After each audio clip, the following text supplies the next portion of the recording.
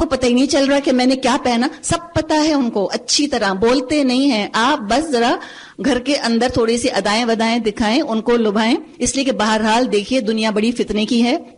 سب سے بڑا جو مردوں کو خوف آتا ہے بیویوں کو قرآن کلاسز یا درسوں میں بھیجتے ہوئے کہ ہائے پردہ شروع کر دیا تو کیا ہوگا. بعض خواتین کہتی ہیں یہ پردہ کیا چھپانے کو ہے, ہمارا میل کچیل, ہمارے سفید بال چھپانے کے لیے ہے. یہ کہا اللہ نے کہ زینت چھپانے کو ہے, تو زینت کریں تو چھپائیں نا. بعض خواتین کہتی ہیں اب ہم تو ڈائے ہی نہیں کرتے, اب ہم تو فلاں کچھ کرتے ہی نہیں, ہم تو کپڑے ہی نہیں چینج کرتے, ہم نے تو بس چادر ڈالی ہم نکل گئے. تو میاں بیچارے کے دل پہ کیا گزرتی جب چادر اترتی ہے اور ایک چیز باہر نکلتی ہے اس سے. یہ نہ کریں, یہ کرنے کی ضرورت نہیں ہے. بلکہ حقیقت یہ ہے کہ اگر حجاب کرتے ہیں, نقاب کرتے ہیں, تو اور زیادہ ہی میاں کے لیے سنگھار کیجئے, بہت زیادہ ہی زینت اس کے لیے اختیار کیجئے. اس کی نظروں کی حفاظت آپ کی ذمہ داری ہے, جیسے آپ کی نظروں کی حفاظت میاں کی ذمہ داری ہے. اسی طرح او آبائہن, ظاہر اب جو زینت شوہر کے سامنے ظاہر ہوتی, کچھ کہنے کی بات ہے کہ وہ باپ کے سامنے ظاہر نہیں ہو سکتی, فطرت ہے نا, فطرت کی روشنی میں سمجھیں.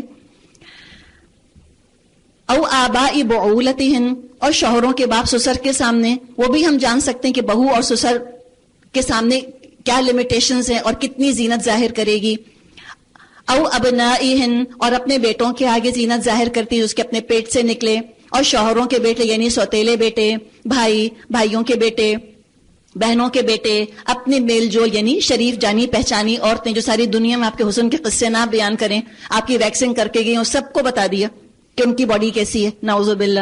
یہ نہیں ہونا چاہیے. شریف عورتوں کے یعنی وہ جو ہے ان کے سامنے زینت کا اظہار ہو سکتا ہے. او ما ملکت ایمانہن, اور اپنے مملوک یعنی غلام, وہ تو آج کل ہے ہی نہیں, اور وہ زیر دست مرد جو کسی اور قسم کی غرض نہ رکھتے ہوں, بالکل یعنی غافل قسم کے, کوئی ان کے اندر سیکشوالٹی, سیکشول انسٹنکٹس آپ کے لیے ہے ہی نہیں, گئے گزرے بالکل, 2 روٹیوں کے لیے پڑے ہیں کسی کے گھر کے اندر. غیر اولی الاربا کا ذکر ہے. اور وہ بچے جو عورتوں کی پوشیدہ باتوں سے ابھی نا واقف ہوں, اب ایسے بچے تو شاید 7-8 سال کے بعد ہی سب واقفیت ہو گئی. اور کیا کریں, اب باڈی لینگویج کا بھی بتایا جا رہا ہے. ایسا نہ ہو کہ تمہارا حال اور تمہارا جو حجاب ہے وہ ایک دوسرے کو کانٹرڈکٹ کر رہا ہو. حجاب تو کر لیا لیکن انداز ایسا ہے کہ ٹھٹے مار رہے ہیں, گگل کر رہے ہیں, اترا رہے ہیں کہ مردوں کی توجہ حاصل کر رہے ہیں کسی اور طریقے سے. تو باڈی لینگویج پر بھی اب ہمیں گائیڈنس دے دی ہے کہ وَلَا يَضْرِبْنَ بِأَرْجُلِهِنَّ, اور اپنے پاؤں زمین پر مارتی ہوئی نہ چلیں کہ اپنی جو زینت انہوں نے چھپا رکھی ہے اس کا لوگوں کو علم ہو جائے. وَتُوبُوا إِلَى اللَّهِ جَمِيعًا, سب توبہ کرو, سب لوٹو, سب لوٹو, مرد بھی اور عورتیں بھی, مل جل کر ہی نظام نافذ ہوگا. ایھا المؤمنون, اے مومنو, قد افلح المؤمنون پڑھا تھا نا. فلاح چاہتے ہو, مومن بن گئے ہو, اب تم رجوع کرو, کریکشن کرو. لعلکم تفلحون, امید ہے کہ تم فلاح پاؤ گے. اب ایک اور اقدام کیا جا رہا ہے, ان میرڈ نہیں ہونے چاہیے سوسائٹی میں. وَأَنكِحُوا الْأَيَامَ مِنكُمْ, اور تم میں سے جو ان میرڈ مجرد ہوں, چاہے وہ ڈیورسی ہوں, چاہے وہ ویڈوز یا مرد جن کی بیویاں مر گئیں, یا ان میرڈ, حتی الامکان کوشش کرو نکاح کر دو. وَالصَّالِحِينَ مِنْ عِبَادِكُمْ وَإِمَائِكُمْ, اور اپنے لونڈی غلاموں میں سے جو صالح ہوں ان کا بھی نکاح کر دو. اگر وہ غریب ہوں تو اللہ اپنے فضل سے ان کو غنی کر دے گا. اللہ بڑی وسعت والا اور علیم ہے. اور جو نکاح کا موقع نہ پائیں ان کو چاہیے عفت ماں بھی اختیار کریں, یہاں تک کہ اللہ اپنے فضل سے ان کو غنی کر دے. یعنی اگر کسی کا اسپاؤس نہیں ہے تو کوئی ایکسکیوز نہیں ہے بد نظری یا زنا کرنے کی, نہیں, بچائیں اپنے آپ کو. اب مکاتبت کا قانون ہے, اس کو مکاتبت کہتے ہیں, یعنی غلام جو ہے وہ کچھ پیسہ دے کر اپنی آزادی مالک سے خرید لے.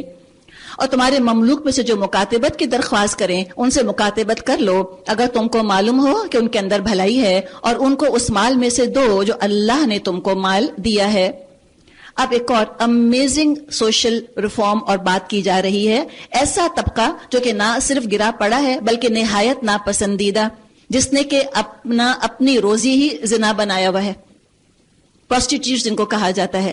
ان کا ذکر ہے کہ ان کو مجبور اگر کیا گیا، کہیں سے بکتی بکاتی بیچاری آ جایا کرتی تھیں، یا کوئی لڑکیاں ہیں کڈنیپ ہو گئی، یا بعض دفعہ وہ لو لسٹ میں کنفیوز ہو کر بھاگ گئیں، لڑکے نے ڈمپ کر دیا، literally left holding the baby, اب خاندان والے قبول نہیں کرتے، وہ ایسے لوگوں کے ہاتھوں چڑھ جاتی ہیں بیچاری. بعض دفعہ یہ ایڈکٹ جو ہوتے ہیں مرد، یہ اپنے گھر کی بیویوں کو یا بیٹیوں کو بہنوں کو باقاعدہ بیچ آتے ہیں، جا کر سودا کر دیتے ہیں ان کا، یا خود ان کو پروسٹیٹیوشن پر مجبور کرتے ہیں. تو یہاں دیکھیے ہمارے معاشرے میں کیا ہے کہ جو ناچ رہی ہے وہ تو بہت بری، اور جو دیکھ رہے ہیں وہ بہت اچھے. بات تو یہ ہے نا، یہ ہے ہمارے ہپوکریسی، اس کو کہتے ہیں. اور اللہ کیا کہہ رہا ہے؟ ہماری ہمدردیاں نہیں ہوتی ان ناچنے والیوں کے ساتھ جن کو مجبور کیا جا رہا ہے کہ وہ یہ ٹریڈ اختیار کر لیں. کس قدر عورت کی فطرت پہ ظلم ہے کہ اس کو اس کی جو باڈی ہے وہ ایک کموڈٹی کے طور پہ استعمال کی جائے. تو کہا کہ کیا ہے، اور اپنی لونڈیوں کو یا اپنے دنیاوی فائدوں کی خاطر قباہ گری پر یہ تم مجبور مت کرو. یہ عبداللہ بن ابی کیا کرتا تھا جبکہ وہ خود پاک دامن رہنا چاہتی ہیں. وَمَن يُكْرِهُنَّ، اور اگر کوئی ان کو مجبور کرے، فَإِنَّ اللَّهَ مِن بَعْدِ إِكْرَاهِهِنَّ، تو اللہ ان کی زبردستی کے مجبور ہو جانے کے بعد غفور و رحیم ہے. کس کے لیے؟ ان عورتوں کے لیے. اور اللہ ان مردوں کو پوچھ لے گا جنہوں نے ان سے یہ کام کرایا اور ان کو یہاں لا کے کھڑا کر دیا. وَلَقَدْ أَنزَلْنَا إِلَيْكُمْ آيَاتٍ مُبَيِّنَاتٍ وَمَثَلًا مِّنَ الَّذِينَ خَلَوْا مِن قَبْلِكُمْ وَمَوْعِظَةً لِّلْمُتَّقِينَ، ہم نے صاف صاف ہدایات دینے والی آیات تمہارے پاس بھیج دی ہیں، اور ان قوموں کی عبرتناک مثالیں بھی ہم تمہارے سامنے پیش کر چکے ہیں جو پہلے گزری ہیں، اور وہ نصیحتیں ہم نے کر دی جو ڈرنے والوں کے لیے ہوتی ہیں. اللہ آسمانوں اور زمین کا نور ہے. اتنی خوبصورت آیت ہے یہ. مل جل کر کام کرو، ماحول کو مل جل کر روشن کیا جاتا ہے. ایک اکیلا چراغ اس زنا کے اندھیروں کو دور نہیں کر سکے گا. یہ تو مائنڈ سیٹ چینج کرنا ہے، کلچر چینج کرنا ہے، مجلسیں چینج کرنی ہے، سیگریگیشن کرنا ہے، پردہ کرنا ہے، اور زینت بھی ساتھ ساتھ کرنی ہے. تو زینت اور پردہ کیسے چلے گا کہ غیر محرم بھی نہ دیکھیں؟ سوچو، تم سوچو، سسٹمز بناؤ، تھنک. تو یہاں ایک مل جل کر شینڈیلیر کی بات ہے، مل جل کے نور پھیلاؤ. اللہ نور السماوات والارض، اللہ آسمانوں اور زمین کا نور ہے. کائنات میں اس کے نور کی مثال ایسی ہے جیسے طاق میں چراغ رکھا ہوا. چراغ ایک فانوس میں ہو، فانوس کا حال یہ ہو جیسے موتی کی طرح چمکتا تارا، اور وہ چراغ زیتون کے ایک ایسے مبارک درخت کے تیل سے روشن کیا جاتا ہو جو نہ شرقی ہو نہ غربی، جس کا تیل آپ پیا بڑکا پڑتا ہو چاہے آگ اس کو نہ لگے. اس طرح روشنی پر روشنی، نور علی نور، سارے بڑھنے کے اسباب جمع ہو گئے. یہد اللہ لنورہ من یشاء، اللہ اپنے نور کی طرف ہدایت دے دیتا ہے جس کو چاہتا ہے. وہ لوگوں کو مثالوں سے بات سمجھاتا ہے، وہ ہر چیز سے خوب واقف ہے. اس کے نور کی طرف ہدایت پانے والے ان گھروں میں پائے جاتے ہیں جنہیں بلند کرنے کا اور جن میں اپنے نام کی یاد کا اللہ نے اذن دیا ہے. ان میں سے ایسے لوگ صبح و شام اس کی تسبیح کرتے ہیں جنہیں تجارت اور خرید و فروخت اللہ کی یاد سے اور اقامت نماز اور ایتاء زکوٰۃ سے غافل نہیں کر دیتی. تو پتہ چلا مسجدوں میں جانا، نمازیں پڑھنا خالی فارغ لوگوں کا کام نہیں ہے. Young, active, business, jobs, education, ان سب میں جو انوالو ہوتے ہیں نماز کے وقت میں نماز پڑھتے ہیں. کیوں؟ یخافون یوما تتقلب فیہ القلوب، وہ اس دن سے ڈرتے ہیں جس میں دل الٹنے اور دیدے پتھرا جانے کی نوبت آ جائے گی. اور وہ یہ سب کچھ اس لیے کرتے ہیں تاکہ اللہ ان کے بہترین اعمال کی جزا ان کو دے اور مزید اپنے فضل سے نوازے. واللہ یرزق من یشاء بغیر حساب، اللہ جس کو چاہتا ہے بے حساب دیتا ہے. اس کے برعکس جنہوں نے کفر کیا ان کے اعمال کی مثال ایسی ہے جیسے دشت بے آب میں سراب، کہ پیاسا اس کو پانی سمجھے ہوئے ہے، مگر جب وہاں پہنچا تو کچھ نہ پایا، مگر وہاں اس نے اللہ کو موجود پایا جس نے اس کا پورا حساب چکا دیا، اور اللہ کو حساب لیتے دیر نہیں لگتی. یا پھر اس کی مثال ایسی ہے جیسے ایک گہرے سمندر میں اندھیرا کہ اوپر ایک موج چھائی ہوئی ہے، اس پر ایک اور موج، اور اس کے اوپر بادل، تاریکی پر تاریکی، ظلمات بعضها فوق بعض. اذا اخرج یدہ لم یکد یراہا، اپنا ہاتھ آدمی نکالے تو نہ دیکھ پائے، خود کو بھی نہیں پہچان پایا، اپنی فطرت کو نہ پہچان پایا، تو آگے کیا اور دیکھے گا؟ اندھیروں پر اندھیرے. جسے اللہ نور نہ بخشے اس کے لیے کوئی نور نہیں. اب دیکھیے کچھ آگے ذکر آ رہا ہے، دیکھو ٹیم ورک کیسے ہو رہا ہے کیا تم دیکھتے نہیں اللہ کی تسبیح کر رہے ہیں وہ سب جو آسمانوں اور زمین میں ہیں، اور وہ پرندے جو پر پھیلائے اڑ رہے ہیں، ہر ایک اپنی نماز و تسبیح کا طریقہ جانتا ہے، اور یہ سب کچھ کرتے ہیں، اور جو کچھ یہ کرتے ہیں اللہ اسے باخبر رہتا ہے۔ آسمانوں اور زمین کی بادشاہی اللہ ہی کے لیے ہے، اور اسی کی طرف تم سب کو پلٹنا ہے۔ الم تری ان اللہ یزجی سحابا ثم یؤلف بینہ ثم یجعلہ رکاما، کیا تم دیکھتے نہیں اللہ بادل کو آہستہ آہستہ چلاتا ہے، اس کے ٹکڑوں کو باہم جوڑتا ہے۔ دیکھا آپ نے، ٹیم ورک، مل جل کے کرو، پھر اس کو سمیٹ کر کثیف ابر بنا دیتا ہے، پھر تم دیکھتے ہو اس کے خول میں سے بارش کے قطرے ٹپکتے چلے آتے ہیں، یہ کیا اللہ کی رحمت ٹپکتی ہے۔ اور وہ آسمان سے ان پہاڑوں کی بدولت جو اس میں بلند ہیں اولے برساتا ہے، پھر جسے چاہتا ہے ان کا نقصان پہنچاتا ہے، جسے چاہتا ہے ان سے بچا لیتا ہے۔ اس کی بجلی کی چمک نگاہوں کو خیرہ کیے دیتی ہے، رات اور دن کا الٹ پھیر وہی کر رہا ہے۔ اس میں ایک سبق ہے لِأُولِي الْأَبْصَارِ، آنکھوں والوں کے لیے۔ اللہ نے ہر جاندار ایک طرح کے پانی سے پیدا کیا، کوئی پیٹ کے بل چل رہا ہے تو کوئی 2 ٹانگوں پر اور کوئی 4 ٹانگوں پر، جو کچھ وہ چاہتا ہے پیدا کرتا ہے، وہ ہر چیز پر قادر ہے۔ لقد انزلنا آیات مبینات، ہم نے تو صاف صاف حقیقت بتانے والی آیات نازل کر دی ہیں۔ واللہ یہدی من یشاء الی صراط مستقیم، آگے صراط مستقیم کی طرف اللہ جس کو چاہتا ہے ہدایت دے دیتا ہے۔ اب کچھ رسول کی اطاعت کی بات آ رہی ہے۔ یہ لوگ کہتے ہیں ہم ایمان لائے اللہ اور رسول پر اور ہم نے اطاعت قبول کی، مگر اس کے بعد ایک گروہ اطاعت سے منہ موڑتا ہے۔ ہم بھی سوچ لیں، عبادت کر رہے ہیں، اطاعت نہیں کرنا چاہتے، ایسا نہ ہو کہ یہ عبادت بھی اللہ تعالیٰ کو اچھی نہ لگے۔ یہ دین کے حصے بکھرے، جا نماز پر دوپٹے لپیٹ لیتے ہو چاہے کوئی نہ دیکھتا ہو، پارٹی میں جاتے ہو سب پھینک دیتے ہو چاہے اللہ نے کتنا بھی تم کو منع کیا ہو۔ ایسے لوگ ہرگز مومن نہیں ہو سکتے۔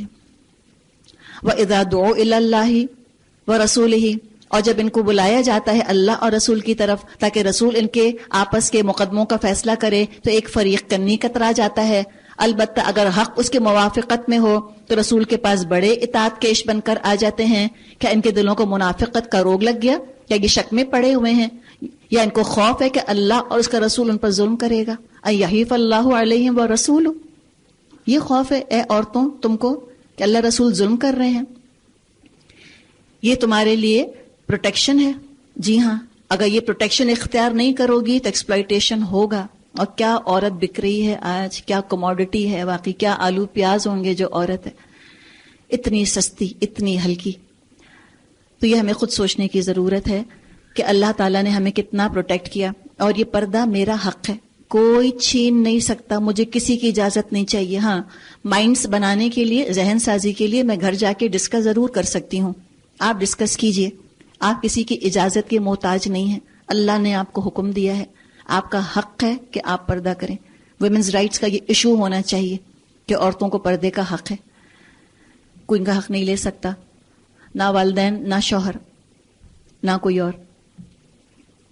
تو کیا ان کو ڈر ہے کہ اللہ اور اس کا رسول ان پر ظلم کرے گا؟ بل اولئک هم الظالمون، جو یہ سوچتا ہے وہ خود ظالم ہے۔ ایمان لانے والوں کا کام تو یہ ہے جب وہ اللہ اور رسول کی طرف بلائے جائیں تاکہ رسول ان کا فیصلہ کرے تو وہ کہیں سمعنا، سن لیا، واطعنا، اور ہم نے اطاعت کی، واولئک هم المفلحون، ایسے ہی لوگ فلاح پانے والے ہیں۔ ومن یطع اللہ ورسولہ ویخشى اللہ ویتقی فاولئک هم الفائزون، اور جو کامیاب تو وہی ہیں جو اللہ اور رسول کی فرما برداری کریں اور اللہ سے ڈریں اور اس کی نافرمانی سے بچیں۔ یہ منافق اللہ کے نام سے کڑی کڑی قسمیں کھا کر کہتے ہیں آپ حکم دیں تو ہم گھروں سے نکل کھڑے ہوں۔ ان سے کہو قسمیں نہ کھاؤ، تمہاری اطاعت کا حال معلوم ہے، تمہارے کرتوتوں سے اللہ بے خبر نہیں۔ کہو اطیعوا اللہ واطیعوا الرسول، کہو اطاعت کرو اللہ اور اللہ کے رسول کی، اطاعت کرو اللہ اور رسول کی۔ لیکن اگر تم منہ پھیرتے ہو، خوب سمجھ لو رسول پر جس فرض کا بار رکھا گیا اس کا ذمہ دار وہ ہے، اور تم پر جس فرض کا بار رکھا گیا اس کے ذمہ دار تم۔ وَإِن تُطِيعُوهُ، اگر تم اس کی اطاعت کرو گے تہتدوا، خود ہی ہدایت پاؤ گے۔ اب یہ پردہ کس طرح نافذ کیا گیا مدینے میں، یہ تو ہمیں سنت ہی بتائے گی، اتنا خوبصورت انداز ہے. پڑھتی بھی تھیں, لکھتی بھی تھیں, بازاروں میں جاتی بھی تھیں, بزنس بھی کرتی تھیں, سب کچھ کرتی تھیں, استاد بھی بنی عورتیں, شاگرد بھی بنی, مسجدوں میں بھی گئیں, باجماعت نمازیں بھی پڑھیں, مشورے بھی دیے حکام کو, احکام اور حکمرانوں کو جا کر, اور اپنے گھر والوں کا بھی خیر خبر کا انہوں نے خیال رکھا, خیر خبر گیری کری, سبھی کچھ کیا, سبھی کچھ کر لیا, کوئی امپیڈمنٹ نہیں بنا پردہ. اور نہ وہ انڈر کانفیڈنٹ ہوئی, بے حد کانفیڈنٹ, کوئی وہ ڈور میٹ نہیں بن گئی پردے کی وجہ سے. عقل پر تھوڑی پڑا ہے پردہ, سروں کو, جسم کو ڈھانکنے کی بات کی جا رہی ہے نا. دماغ کو کھولا, سب کچھ کیا, تو اگر تم اطاعت کرو گے خود ہی ہدایت پاؤ گے, ورنہ رسول کی ذمہ داری اس سے زیادہ کچھ نہیں کہ صاف صاف حکم پہنچا دے. اللہ نے وعدہ فرمایا ہے تم میں سے ان لوگوں کے لیے جو ایمان لائیں اور نیک عمل کریں کہ ان کو اسی طرح زمین میں خلیفہ بنائے گا جس طرح ان سے پہلے گزرے ہوئے لوگوں کو بنا چکا ہے. ان کے لیے ان کے دین کو مضبوط بنیاد پر قائم کر دے گا جس کو اللہ نے ان کے حق میں پسند کیا. میں اور آپ بارش کا پہلا قطرہ تو بنے, کتنوں کی آسانی کر دیں گے. میں اور آپ ذرا سی مشکل اٹھا لیں, کتنوں کے لیے آگے آسانی ہو جائے گی. اور اللہ کا وعدہ ہے وَلَيُبَدِّلَنَّهُم مِّن بَعْدِ خَوْفِهِمْ أَمْنًا, اور حالت خوف کو اللہ امن میں بدل دے گا. آج شوہروں کا, رشتہ داروں کا جو خوف ہے, طلاقوں کا, رشتے نہ ہونے کا, یا سوشل بائیکاٹ کا, یا شوہر کی ناراضگی کا, تھوڑی دیر کا ہے. اللہ اس کو امن میں بدل دے گا, اللہ خوف لے جائے گا. بس وہ میری ہی عبادت کریں, میرے ساتھ کسی کو شریک نہ کریں, اور جو اس کے بعد کفر کرے تو ایسے ہی لوگ دراصل فاسق ہیں. کیا کرو اسٹرینتھ کے لیے؟ نماز قائم کرو, زکوٰۃ دو, وَأَطِیعُوا الرَّسُولَ, اور رسول کی اطاعت کرو. امید ہے کہ تم پر رحم کیا جائے گا. جو لوگ کفر کر رہے ہیں ان کے متعلق اس غلط فہمی میں نہ رہو کہ وہ زمین میں اللہ کو عاجز کر دیں گے. ان کا ٹھکانہ دوزخ ہے, اور وہ بڑا ہی برا ٹھکانہ ہے. وآخر دعوانا ان الحمد للہ رب العالمین. الکریم, اما بعد فاعوذ باللہ من الشیطان الرجیم. بسم اللہ الرحمن الرحیم. رب اشرح لی صدری ویسر لی امری واحلل عقدۃ من لسانی یفقہوا قولی. یا ایہا الذین آمنوا لیستأذنکم الذین ملکت ایمانکم والذین لم یبلغوا الحلم منکم ثلاث مرات. اے لوگوں جو ایمان لائے ہو, لازم ہے تمہارے مملوک اور تمہارے وہ بچے جو بھی عقل کی حد کو نہیں پہنچے ہیں 3 اوقات میں اجازت لے کر تمہارے پاس آیا کریں. صبح کی نماز سے پہلے اور دوپہر کو جبکہ تم کپڑے اتار کر رکھ دیتے ہو, اور عشاء کی نماز کے بعد. یہ 3 اوقات تمہارے لیے پردے کے وقت ہیں. ان کے بعد وہ بلا اجازت آئیں تو نہ تم پر گناہ ہے نہ ان پر. تمہیں ایک دوسرے کے پاس تو بار بار آنا ہی ہوتا ہے. کذالک یبین اللہ لکم الآیات, اسی طرح اللہ تمہارے لیے اپنے ارشادات کی وضاحت فرماتا ہے. پیچھے بھی ہم نے اجازت کا قانون پڑھا تھا, اب یہاں اسی کا کنٹینویشن ہے. پہلے گھر کے اندر داخل ہونے کے بارے میں ہم نے پڑھا, اب گھر کے اندر ہیں, ایک دوسرے کے کمرے میں جانے کے آداب بتائے جا رہے ہیں.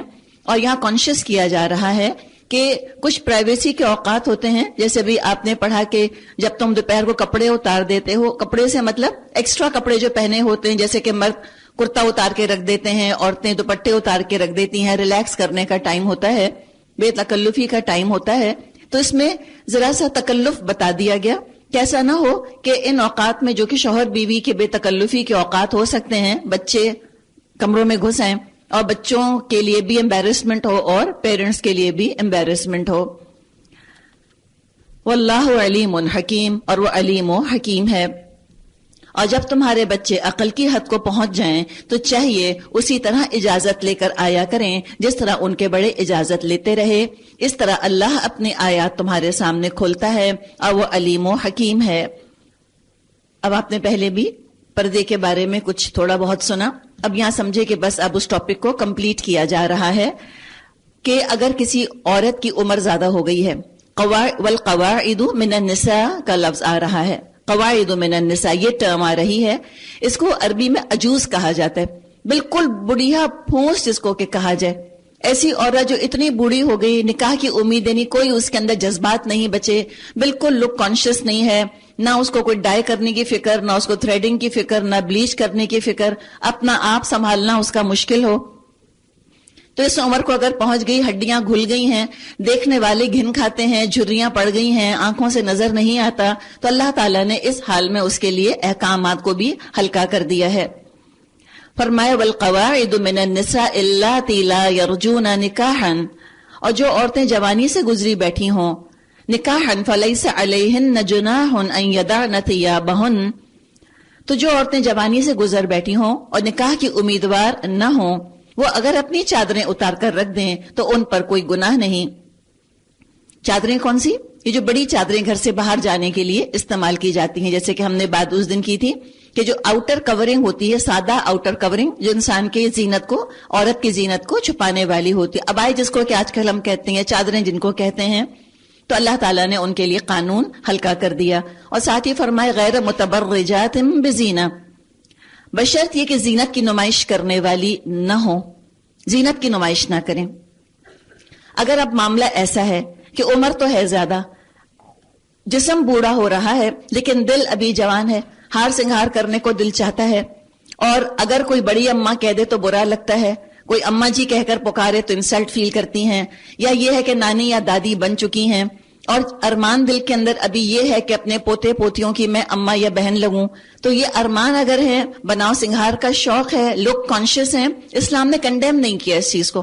ٹھیک ہے شوق اگر ہے، لیکن اگر حال حلیہ ینگ عورتوں والا ہے، ارمان ینگ عورتوں والے ہیں، تو پھر احکامات بھی ینگ عورتوں والے ہی نافذ ہوں گے. یعنی گھر سے باہر نکلتے ہوئے اب چادر لینی ہوگی، بغیر چادر کے نہیں نکل سکیں گی.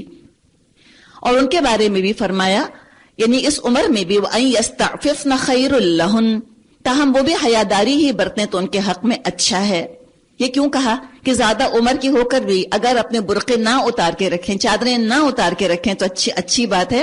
حالانکہ زینت تو خاص کر نہیں رہی، کوئی ینگ لگنے کا شوق نہیں. ریزن اس کا یہ ہے کہ دیکھیں جب خاندان کی بڑی بوڑھی خواتین اس طرح شریعت پر عمل کر رہی ہوتی ہیں تو وہ اپنی اگلی نسل کو بھی انکریج کرتی ہیں اس چیز کے اوپر کہ بیٹا تم بھی اپنے آپ کو ایسا ہی رکھو. اور جب بڑی بوڑھیاں جو ہیں جب وہ عمل نہیں کر رہی ہوتی تو بعض دفعہ وہ بچیوں کے اسکارف گھسیٹ وہ پہلے رہی ہوتی ہیں. نانیاں دادیاں خود زیادہ بعض دفعہ اپسیٹ ہو رہی ہوتی ہیں کہ کیا انہوں نے اپنے آپ کو ڈھانک لیا ہے، کیا کور کر لیا ہے. اپنی بیٹیوں کو کور کرتے دیکھ کے اپسیٹ ہو رہی ہوتی ہیں کہ تمہارا میاں جو ایک اور شادی کر لے گا تم دیکھنا. تو یعنی کہ یہ ایک مائنڈ سیٹ ان کا اس طرح کا بن جاتا ہے. خود بھی عمل کریں تاکہ ان کو دیکھا دیکھی اگلے جو ہیں وہ بھی عمل کریں. فرمایا واللہ سمیع علیم، اللہ سب کچھ سنتا اور جانتا ہے. تو یہ کچھ احکامات یہاں پر آئے ہیں، بالکل مشکل نہیں ہیں، عین فطرت کے حساب سے ہیں. صرف ہمیں لگتا ہے کہ بہت مشکل ہیں، ذرا سی جدوجہد کی ضرورت ہے اور ہو جائیں گے. اور انسان کی فطرت گواہی دیتی ہے کہ شرافت اسی کو کہا جاتا ہے جو قرآن نے ہم کو بتا دی ہے. ہم نے پیچھے قرآن میں پڑھا تھا کہ اللہ جس کے لیے چاہتا ہے اس کے لیے، اسلام کے لیے اس کا سینہ کھول دیتا ہے، یعنی اسلام کے لیے سینہ کھل جاتا ہے. تو سب سے بڑی چیز کہ انسان کے اندر کی گرہ جو ہے وہ کھل جائے. اب کیا کریں؟ وہی کریں جو کہ والدین نے کیا تھا، آدم اور بی بی حوا نے. جو چیزیں نہیں کھلنی چاہیے اور اب تک اگر کھل رہی تھیں یا کھلی پڑی ہیں تو ان کو ڈھانک لیں، جیسے انہوں نے کیا تھا ہم بھی وہی کر لیں جو ہمارے والدین نے کیا تھا. اگر ہمت نہیں پڑ رہی کرنے کی، ڈر بہت لگ رہا ہے، تو سورہ مومنون کے جو ابتدائی آیات ہیں ان کو مینیفیسٹو بنا لیں اپنا، ان پر عمل کریں پوری طرح، پوری سنجیدگی کے ساتھ، پورے ڈیڈیکیشن کے ساتھ سورہ مومنون کی ان آیات پر عمل کریں. انشاءاللہ تعالی بہتری ہوگی اور اللہ ساتھ ہے. اب آگے کچھ احکامات ہیں گھروں میں جانے کے. کچھ لولے لنگڑے، کچھ ہینڈی کیپ لوگوں کے بارے میں. بعض لوگ ہینڈی کیپ لوگوں کے ساتھ بیٹھ کے کھانا پینا پسند نہیں کرتے تھے. بعض دفعہ ہینڈی کیپ لوگ خود کانشیس ہو جاتے تھے کہ ہمارے آنے سے ان کو تکلیف نہ ہو، ہمیں نظر نہیں آ رہا، ہم زیادہ نہ کھا لیں، ہم لنگڑے ہیں، ہم زیادہ جگہ نہ گھیر لیں، یعنی ذاتی یا ظلم نہ ہو جائے. تب اس کے بارے میں اطمینان دلایا جا رہا ہے کہ کوئی حرج نہیں اگر کوئی اندھا یا لنگڑا یا مریض کسی کے گھر سے کھا لے، اور نہ تمہارے اوپر اس میں کوئی مذائقہ ہے کہ اپنے گھروں سے کھاؤ یا اپنے باپ دادا کے گھروں سے یا اپنی ماں نانی کے گھروں سے یا بھائی بہنوں کے گھروں سے یا چچا پھوپھیوں کے گھروں سے یا ماموں خالاؤں کے گھروں سے یا ان گھروں سے جن کی کنجیاں تمہارے سپردگی میں ہو، جن کی کنجیاں تمہاری سپردگی میں ہوں، یا اپنے دوستوں کے گھروں سے. لیس علیکم جناح، کوئی حرج نہیں ہے تمہارے اوپر، ان تأکلوا جمیعا، کہ تم مل جل کر کھاؤ. اور مل جل کر کھاؤ وہ بھی بہت اچھی چیز ہے. او اشتاتا یا الگ الگ کھاؤ, اس میں بھی کوئی حرج نہیں. آج کی دنیا اتنی تیز ہو چکی ہے, بچوں کے ٹیوشن کا ٹائم الگ ہے, میاں کا ٹائم الگ ہے, گھر کے مختلف افراد جو ہیں ہو سکتا ہے کہ اکٹھا بیٹھ کے کھانا نہ کھا سکتے ہوں, تو کوئی گناہ نہیں رکھا اللہ نے کہ تم الگ الگ اپنا اپنا کھانا کھا لو. اور اس کا مطلب یہ نہیں ہے کہ سب غیر محرم مرد عورتیں مل جل کر اگر تم مکس پارٹی کر لیتے ہو تو کوئی حرج نہیں. یہ اس لیے آپ کو بتایا کہ کسی نے یہی انٹرپریٹیشن میرے سامنے رکھی تھی کہ قرآن تو خود کہہ رہا ہے ان تاکلوا جمیعا او اشتاتا, مل جل کر کھا لو یا الگ الگ کھا لو, تو یہ آؤٹ آف کانٹیکسٹ بات ہو جائے گی. یہاں غیر محرم مرد اور عورتوں کی بات نہیں کی جا رہی. کہا کہ ٹھیک ہے گھر والے خاندان والے تم ایک فیملی ہو, میاں بیوی بچے ساتھ ساتھ کھائیں, الگ الگ کھائیں, ایوری تھنگ از فائن. اگر آپ باقی مذاہب پر نظر ڈالیں تو ان کے ہاں کھانے پینے کے بارے میں کچھ احکامات سخت ہیں. بعض جگہ مل جل کر کھانا ہی ضروری ہے, بعض جگہ تنہا تنہا کھانا ہی ضروری ہے. اسلام نے ریلیکس کر دیا. اور کیا کرو فَإِذَا دَخَلْتُمْ بُيُوتًا, البتہ جب گھروں میں داخل ہوا کرو تو اپنے لوگوں کو سلام کرو. دعائے خیر اللہ کی طرف سے مقرر فرمائی ہوئی بڑی بابرکت اور پاکیزہ. اسی طرح اللہ تعالیٰ تمہارے سامنے آیات بیان کرتا ہے, توقع ہے کہ تم سمجھ بوجھ سے کام لوگے. تو پھر سلام کا ذکر ہے اور آداب بتائے کہ جو اندر داخل ہو رہا ہے گھر میں وہ گھر والوں کو سلام کرے گا, چاہے وہ گھر کے اندر غریب ہوں یا بچے ہوں, کوئی بھی ہو, آنے والا سلام کرے گا. اسٹریم لائننگ ہو جاتی ہے معاملات کی اس طرح. اب کچھ اجتماعی کاموں کی طرف توجہ دلائی جا رہی ہے. مومن تو اصل میں وہی ہیں جو اللہ اور اس کے رسول کو دل سے مانے, اور جب کسی اجتماعی کام کے موقع پر رسول کے ساتھ ہوں تو اس سے اجازت لیے بغیر نہ جائیں. جو لوگ تم میں سے اجازت مانگتے ہیں وہی اللہ اور رسول کے ماننے والے ہیں. بس جب وہ اپنے کسی کام سے اجازت مانگیں تو جس کو چاہو تم اجازت دے دو.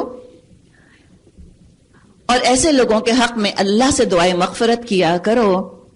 ان اللہ غفور الرحیم, یقیناً اللہ غفور اور رحیم ہے. تو اجتماعی کام اس میں لیڈر کی اطاعت ضروری ہے. انفارم نہیں کیا جاتا کہ ہم کل نہیں آئیں گے, بلکہ پرمیشن لی جاتی ہے کہ کیا آپ ہمیں اجازت دے رہے ہیں کہ ہم کل چھٹی کر لیں. اور اس کے لیے بھی کہا آپ صلی اللہ علیہ وسلم سے کہ جو آپ جس کو اجازت دے بھی رہے ہیں اس کے لیے بھی استغفار کیجئے کہ اس نے اپنے انفرادی کام کو اجتماعی کام پر فوقیت دی. تو یہ یعنی کہ ایک نگلیکٹ تو ہے یقیناً, تو لہٰذا اس کے بارے میں بھی اس کو خود بھی محتاط ہونا چاہیے. لا تجعلوا دعاء الرسول بینکم کدعاء بعضکم بعضا, مسلمانوں اپنے درمیان رسول کے بلانے کو آپس میں ایک دوسرے کا سا بلانا مت سمجھ بیٹھو. اللہ ان لوگوں کو خوب جانتا ہے جو تم میں سے ایسے ہیں کہ ایک دوسرے کی آڑ لے کر چپکے سے سٹک جاتے ہیں. رسول کے حکم کی خلاف ورزی کرنے والوں کو ڈرنا چاہیے وہ کسی فتنے میں گرفتار نہ ہو جائیں یا ان پر دردناک عذاب نہ آ جائے. یعنی دیکھیں اس فیئر کو دور کر دیا کہ رسول کی اطاعت کر کے زندگی مشکل ہو جائے گی, اور بتا دیا کہ رسول کی اطاعت نہ کر کے زندگی مشکل ہونے کا زیادہ اندیشہ ہے. تو تم اطاعت کرو, تم شیطان کے ڈراوے میں, شیطان کے بہکاوے میں مت آنا.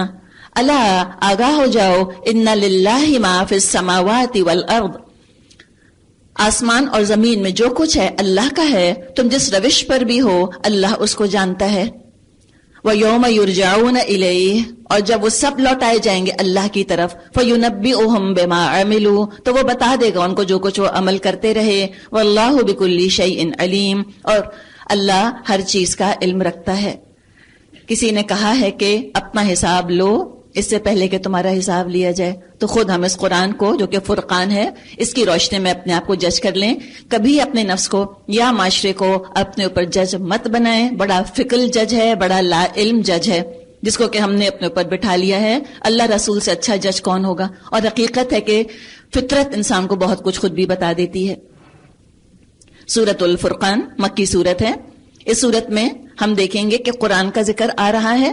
تبارک کا لفظ بھی آئے گا, بابرکت, اور اللہ کے ناموں میں سے اللہ کے جو نام ہے الرحمن, ہمیں رحمان لفظ بھی اس کے اندر ملے گا. فرقان کے لفظی مطلب ہوتے ہیں معیار, کرائٹیرین. بسم اللہ الرحمن الرحیم. تبارک الذی نزل الفرقان علی عبدہ لیکون للعالمین نذیرا, بہت متبرک ہے وہ جس نے یہ فرقان اپنے بندے پر نازل کیا تاکہ سارے جہان والوں کے لیے وہ نذیر ہو. تو دو لفظ آ گئے, فرقان اور نذیر. کامیابی اور ناکامی کا فرق واضح کرنے والی تو دراصل یہ کتاب ہے. تم اس کو اپنے لیے جج بنانا اور رسول صلی اللہ علیہ وسلم کے آنے کا مقصد کہ وہ وارن کر دیں, وہ خبردار کر دیں. اور دیکھیے, جس کے اندر عاجزی ہوگی وہی وارننگ قبول کرے گا. اگر آپ کسی کو اس کی غلطی بتاتی ہیں اور وہ کہتے ہیں اچھا میرے اندر یہ پرابلم ہے, کریکشن کرے گا. اور اگر ہم کسی کی غلطی پوائنٹ آؤٹ کریں اور وہ الٹے خفا اور ناراض اگر ہو جائیں, اس کا مطلب ہے تکبر ہے. تو جو انذار قبول کرتا ہے خوشخبری اسی کے لیے ہے. تو انذار عام ہے اور خوشخبریاں خاص ہیں, خصوصی ہیں, سلیکٹ فیو کے لیے ہیں جو کہ اللہ کی دی ہوئی وارننگ کو قبول کر لیں. اب جو لفظ جس سے یہ سورت شروع ہوئی ہے, تبارک, مبارک, ہم بھی کہتے ہیں کہ مبارک ہو, خوشی کے موقع پہ یہ لفظ بولا جاتا ہے. تو مبارک کیا ہے کہ فائدہ مند ہو جائے, خوشیاں دینے والا ہو جائے, خیر کا, بھلائی کا, بہتری کا سبب بن جائے. جس مقصد کے لیے یہ کام یا یہ چیز حاصل کی جا رہی ہے وہ مقصد جو ہے ہمیں مل جائے. تو اللہ کو بڑا بابرکت, اللہ نے اپنے آپ کو بتایا کہ اللہ بڑا بابرکت ہے. اور حقیقت ہے جب تک کائنات کے مالک کی رضا کسی کام میں شامل نہ ہو اس وقت تک وہ چیز حقیقی طور پہ بابرکت نہیں ہو سکتی. غیر قانونی کام کوئی کر رہا ہے, امانت میں خیانت اگر کر رہا ہے تو ہر وقت دھڑکا لگا رہتا ہے پکڑے جانے کا. اصل برکت اللہ کی رضا کے ساتھ دنیا کو استعمال کرنے میں ہے. اور اللہ کی رضا کے ساتھ اگر خوشیاں ملتی ہیں بہت بابرکت. خوشیاں تو اپنی جگہ, اگر تکلیفیں ملتی ہیں, اگر غم بھی ملتے ہیں تو بڑے بابرکت. کیوں؟ اس لیے کہ صبر کا موقع مل رہا ہے. اور صبر اچھی چیز کیوں ہے؟ اللہ تعالیٰ فرماتا ہے انما یوفی الصابرون اجرہم بغیر حساب. قیامت کے دن صبر کرنے والوں کو ان کا اجر تو بغیر حساب دے دیا جائے گا. اتنی برکت ناپ تول تو ہوگی ہی نہیں صبر کرنے والوں کے لیے. تو جو اللہ کے لیے کام کرتے ہیں, اللہ کے لیے اپنے آپ کو لگا دیتے ہیں, وہ تو بڑے بابرکت ہیں. اور واقعی زندگی بڑا ایک انریچنگ ایکسپیرینس بن جاتی ہے, انسان کے لیے بڑی بامقصد ہو جاتی ہے. اب وہ اللہ کون ہے؟ الذی لہ ملک السماوات والارض, وہ جو زمین اور آسمانوں کی بادشاہی کا مالک ہے, جس نے کسی کو بیٹا نہیں بنایا, جس کے ساتھ بادشاہی میں کوئی شریک نہیں ہے, جس نے ہر چیز کو پیدا کیا پھر اس کے لیے ایک تقدیر مقرر کر دی. فقدرہ تقدیرا, اندازہ مقرر کر دیا. اندازہ کس میں مقرر کر دیا؟ جو دنیا حاصل ہو رہی ہے مجھے اور آپ کو, میں نے اور آپ نے ڈیسائیڈ نہیں کیا ہم کہاں پیدا ہوں گے, ہمارے پیرنٹس کون ہوں گے, ہم کہاں سے کتنا کمائیں گے, ہماری شکل صورت کیسی ہوگی, ہمارا رزق کتنا ہوگا, ہماری شادی کہاں ہوگی, بچے کیسے ہوں گے, ہم کہاں مریں گے. میرا اور آپ کا قطعاً کوئی دخل عمل ہے ہی نہیں ان معاملات کے اندر. یہ تقدیر ہے, فکسڈ ہے, اللہ نے لکھ دی ہے. تقدیر کے فیصلوں پہ کوئی جہنم میں یا جنت میں نہ جائے گا. اللہ تعالیٰ کسی کو دوزخ یا جنت میں اس لیے نہ ڈالے گا کہ تم فلاں گھر میں کیوں پیدا ہو گئے, کہ تم فلاں جگہ کیوں مر گئے. کیوں؟ اس لیے کہ وہ تو اللہ نے فکس کیا, اس میں کوئی ہماری رسپانسبلٹی ایسا تو ہے نہیں. آخرت کا جہاں تک معاملہ ہے وہ تقدیر میں فکس نہیں ہے, وہ تو اللہ کی پری نالج ہے, وہ پری ڈٹرمنڈ چیز نہیں ہے. وہ تو ہمیں خود اپنے لیے آخرت کمانی ہے تو اس کے لیے بھاگ دوڑ کرنی ہے. اور جو آخرت کمانے کے معاملے میں جیسے طرز عمل کا ایٹیٹیوڈ کا اظہار کرے گا اس کے حساب سے یا تو اس کے لیے باغ ہے اور یا اس کے لیے دوسرا آلٹرنیٹو. تو یہاں تک اللہ کی بات کی جا رہی ہے. اب آگے مزید جو شرک کر رہے ہیں اس کا ذکر کیا. وَاتَّخَذُوا مِن دُونِهِ آلِهَةً, لوگوں نے اس کو چھوڑ کر ایسے معبود بنا لیے جو کسی چیز کو پیدا نہیں کرتے بلکہ خود پیدا کیے جاتے ہیں, جو خود اپنے لیے کسی نفع یا نقصان کا اختیار نہیں رکھتے, جو نہ مار سکتے ہیں نہ زندگی یعنی جلا سکتے ہیں, نہ مرے ہوئے کو پھر اٹھا سکتے ہیں.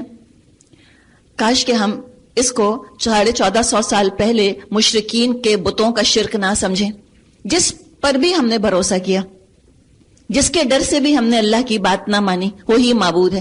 اس کے بارے میں سوچ لیں. چلیں, اگر کسی نے معاشرے میں سے رشتہ داروں کو معبود بنایا, ان کے خوف سے اللہ کی بات نہ مانی, تو یہ سوالات پوچھیں. خود پیدا ہو گئے, اپنے نفع نقصان کی خود مالک ہیں, اپنے اوپر آنے والے نقصان کو دور کر سکتے ہیں خود سے. طلاقیں گھروں میں ہوتی ہیں, کوئی دور کر سکتا ہے, اور بے شمار وجوہات ہیں طلاقیں ہونے کی.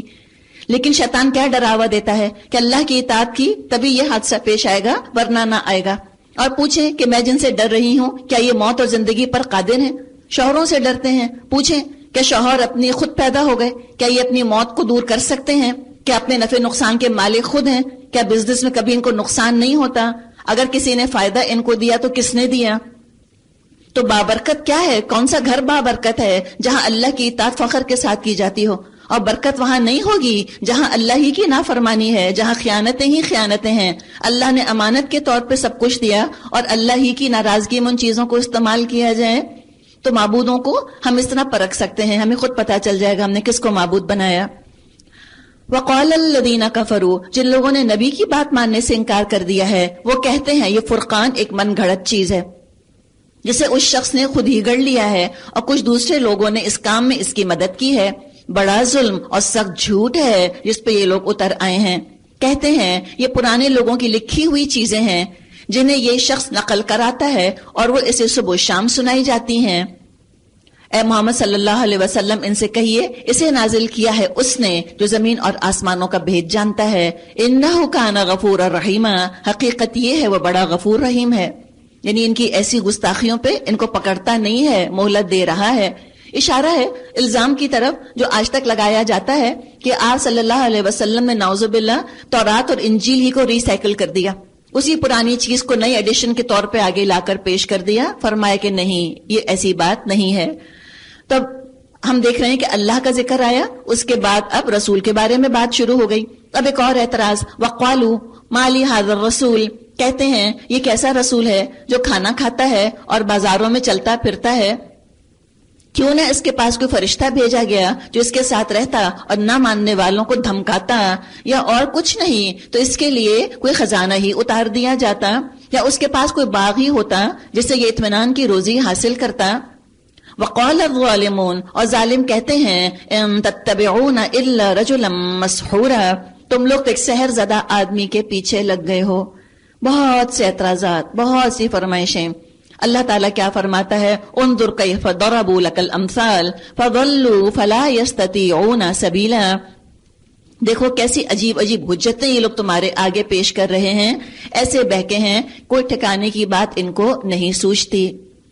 تبارک الذی، بڑا بابرکت ہے وہ جو اگر چاہے تو ان کی تجویز کردہ چیزوں ہی میں سے بڑھ چڑھ کر تم کو دے سکتا ہے، ایک نہیں بہت سے باغ جن کے نیچے نہریں بہتی ہوں اور بڑے بڑے محل۔ تو ذکر کیا گیا ان کی فرمائشوں کا۔ اللہ دینے کو تو بہت کچھ دے سکتا ہے، اور اللہ نے تو پرماننٹ محلات اور پرماننٹ باغات نبی اکرم صلی اللہ علیہ وسلم کے لیے رکھے ہیں جو ان کے وہم و گمان تصور میں آ نہیں سکتے۔ اور محلوں کا ہونا اور باغوں کا ہونا یہ کوئی نجات کی علامت ہے؟ دنیا کے اندر بڑے بڑے محل رکھنے والے فرعون جو ہیں وہ دنیا سے نامراد اور ناکام چلے گئے، تو غلط کرائٹیرین بنا رہے ہیں کامیابی کا، یا حق کا معیار جو ہے وہ ان کا درست ہے نہیں۔ تو اللہ بہت بابرکت ہے، اللہ جو چاہے دے، اللہ کی اپنی حکمتیں ہوتی ہیں۔ اب ان کی نفسیات کھولی جا رہی ہے، بل کذبوا بالساعۃ، اصل بات یہ ہے یہ لوگ اس گھڑی کو جھٹلا چکے ہیں، اور جو اس گھڑی کو جھٹلائے اس کے لیے ہم نے بھڑکتی ہوئی آگ مہیا کر رکھی ہے۔ وہ جب ان کو دیکھے گی، دیکھیں یہ نہیں کہا جا رہا ہے کہ وہ جب آگ کو دیکھیں گے، آگ جب ان کو دیکھے گی میں مکان بعید، دور سے دیکھے گی تو یہ اس کے غضب اور جوش کی آوازیں سن لیں گے، اور جب یہ دست و پا وسطا یعنی کہ ہاتھ پاؤں بندھے اس میں ایک تنگ جگہ میں ٹھونسے جائیں گے تو وہاں اپنی موت کو پکاریں گے۔ آپ سوچیں، ایک تو شدت کی آگ، دنیا سے 69 درجے زیادہ گرم۔ کبھی پکوڑے آپ تلتی ہوں شام کو کھڑی ہو کے، کبھی تصور کریں کوئی تلا جائے اس طرح سے، اللہ نہ کرے۔ یہ تو اتنی ٹھنڈی ہو کر آئی ہے دنیا والی آگ جہنم کے مقابلے میں، تو برداشت ہوتی ہے ہم سے، لیکن کیسی بے حسی ہو گئی ہے نا، سن سن کے لگتا ہے سن ہو گئے ہیں جیسے۔ ذرا سا ہاتھ جلے، کبھی چھیٹا اڑے، آپ پکوڑا ڈال رہی ہیں، کچھ اڑا اور آپ کے ہاتھ پہ لگا تو جان لگتا ہے نکل گئی انسان کی، اور اس میں لگتا ہے جیسے رسیوں سے باندھ کے، جنجیروں سے باندھ کے ٹھونس دیے جائیں گے، اس کے اندر نہ ہلنا نہ جلنا۔ کتنی اذیت! اللہ تعالیٰ ڈراتا ہے ہمیں تاکہ ہم سنبھل جائیں۔ وہاں موت کو پکاریں گے۔ دنیا میں کوئی اگر جلتا ہے اور پھر اگر وہ آہ اور پکار کرتا ہے تو لوگ ہمدردی تو کم از کم کرتے ہیں، کہتے ہیں ہاں ٹھیک تو ہو جاؤ گے۔ وہاں تو کوئی ہمدردی کرنے والا نہیں، کوئی امید دلانے والا نہیں، کہہ دیا جائے گا لا تدعوا اليوم ثبورا واحدا، آج ایک موت کو مت پکارو، وادعوا ثبورا کثیرا، بہت سی موتوں کو پکارو۔ بالکل بے حس، جیسے یہ بے حس تھے دنیا میں آگ کی طرف سے، اسی طرح آخرت میں فرشتے اور اللہ ان کی طرف سے بالکل بے نیاز ہو جائیں گے۔ قل، ان سے پوچھو یہ انجام اچھا ہے یا وہ ابدی جنت جس کا وعدہ خدا ترس پرہیزگاروں سے کیا گیا ہے، جو ان کے عمل کی جزا اور ان کے سفر کی آخری منزل ہوگی۔ جس میں ان کی ہر خواہش پوری ہوگی، جس میں وہ ہمیشہ ہمیشہ رہیں گے. کان علی ربک وعدا مسئولا، جس کا عطا کرنا تمہارے رب کے ذمے ایک واجب الادا وعدہ ہے. اور وہی دن ہوگا جبکہ تمہارا رب ان لوگوں کو بھی گھیر لائے گا اور ان کے معبودوں کو بھی بلا لے گا جنہیں آج ہی اللہ کو چھوڑ کر پوج رہے ہیں. پھر وہ ان سے پوچھے گا کیا تم نے میرے ان بندوں کو گمراہ کیا تھا یا یہ خود ہی راہ راست سے بھٹک گئے؟ وہ عرض کریں گے پاک ہے اللہ، پاک ہے تیری ذات، ہماری تو یہ مجال نہ تھی کہ آپ کے سوا کسی کو اپنا مولا بنائیں، مگر آپ نے ان کو اور ان کے باپ دادا کو خوب سامان زندگی دیا، حتیٰ کہ یہ سبق بھول گئے اور شامت زدہ ہو کر رہے. تو کیا پتا چلا کہ زیادہ دنیا جو ہے وہ بعض دفعہ اللہ اور بندے میں رکاوٹ بن جاتی ہے. تو دعا کریں اللہ جو کچھ تو نے دنیا میں مجھ کو دیا ہے وہ حسنہ ہو، ربنا آتینا فی الدنیا حسنہ. ہم یہ کبھی نہیں کہیں گے کہ اللہ ہم روکھی سوکھی کھائیں. کون کہتا ہے یہ بتائیں؟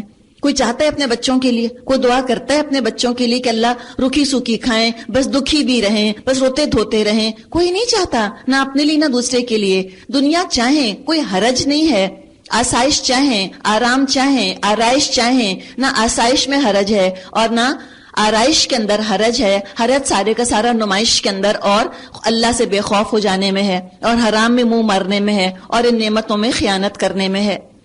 تو اگر کسی کو اللہ نے دنیا دی ہے تو حسنہ کی ضرور ہم تمنا کریں، اور حسنہ ہی کے لیے اللہ تعالیٰ نے اس قرآن کو نازل کیا کہ اس کے بتائے ہوئے طریقے کے مطابق استعمال کرو گے تو کوئی دنیا تم کو نقصان نہ دے گی. فقط کذبوکم، اب یہ آپ کو یوں جھٹلا دیں گے تمہاری ان باتوں کو جو آج تم کہہ رہے ہو. پھر نہ تم اپنی شامت کو ٹال سکو گے، نہ کہیں سے مدد پا سکو گے، اور جو بھی تم میں سے ظلم کرے اسے ہم سخت عذاب کا مزہ چکھائیں گے. اے محمد صلی اللہ علیہ وسلم، آپ سے پہلے جو بھی رسول ہم نے بھیجے تھے وہ سب کھانا کھانے والے اور بازاروں میں چلنے پھرنے والے لوگ ہی تھے. یعنی رسول جو آئے وہ ان چیزوں سے روکنے کے لیے نہیں آئے.